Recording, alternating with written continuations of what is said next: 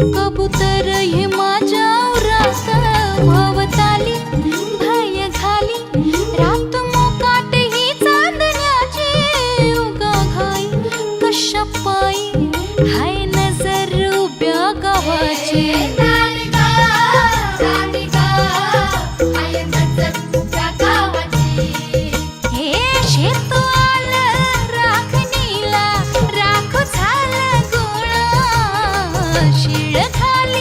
अडून कोणी करून तिरपा डोळा आता कसं किती झाकू सांग कुठवर राखू राया भान माझं मला राहीना मला जाऊ द्या न घरी.